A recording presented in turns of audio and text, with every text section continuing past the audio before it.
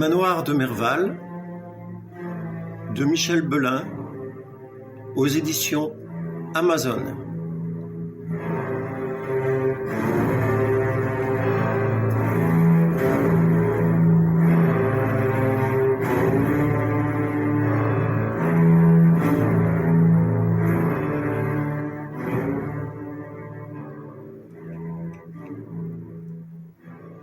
L'auteur vous lit les 3 citations qui ouvrent ce pavé SM. De Dante, extrait de la Divine Comédie, l'Enfer au chant 22. Les ailes ne peuvent aller plus vite que la peur. Deuxième épigraphe, extrait de Sade, son livre Justine. Il n'est aucune sorte de sensation qui soit plus vive que celle de la douleur. Ces impressions sont sûres. Elles ne trompent point comme celle du plaisir.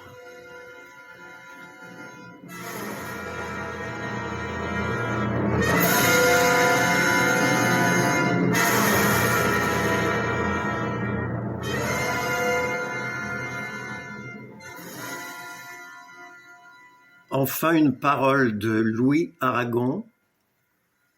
Le roman, c'est la clé des chambres interdites de notre maison.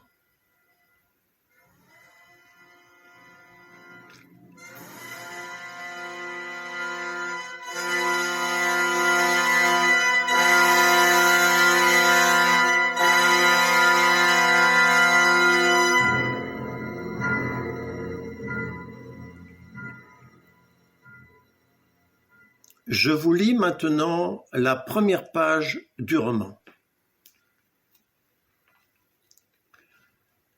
Alban regarda le taxi s'éloigner dans la nuit.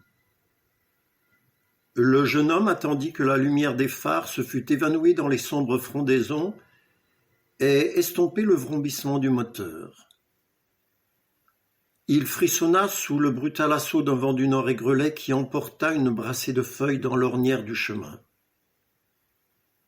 Le chauffeur du taxi avait été catégorique. Avec les pluies de ces derniers jours, le chemin de terre est détrempé. Désolé, je ne vais pas plus loin. Malgré les protestations du voyageur, et sitôt empoché le montant de la course, l'homme avait claqué la portière. Sur un coup d'accélérateur nerveux, et la voiture fit demi-tour en arrachant au macadam un crissement strident. Alban regarda autour de lui, guère rassuré. L'immensité de la nuit l'écrasait, surtout le silence. Sous un ciel bas, le vent mugissait dans les épicéas qui le cernaient de partout. Il se sentit oppressé, mal à l'aise, noyé dans cet univers hostile. Pour la première fois depuis le départ du logis familial, il douta.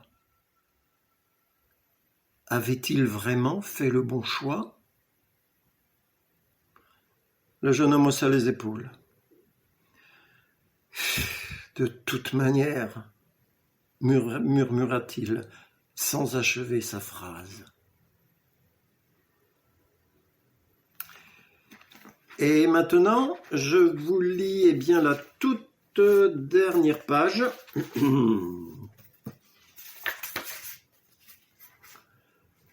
Alban se redressa, livide. Sa respiration était haletante, il tremblait. Il chercha du regard José qui s'était éloigné. La silhouette du chauffeur s'encadra un instant dans l'embrasure. Il fixa Alban une dernière fois, un long regard, inexpressif. Ses lèvres frémirent, mais aucun son ne put en sortir. Puis le jeune gars s'éloigna dans la pénombre en titubant, pâle comme un spectre. Plutôt un automate, dont le ressort avait cassé net. « Tu ne le poursuis pas ?» s'inquiéta Jean-Marie, toujours au chevet de Daniel. « À quoi bon ? Il est foutu. Sans son maître, sauf s'il est affranchi, un esclave n'est rien. Je le plains plutôt. Allons, partons, nous n'avons plus rien à faire ici. Nous nous arrêterons à la gendarmerie, chez les flics. Le coupa Daniel affolé. Et pourquoi pas? Il faut être réglo. Nous ne sommes pas leurs complices, mais des victimes de choix.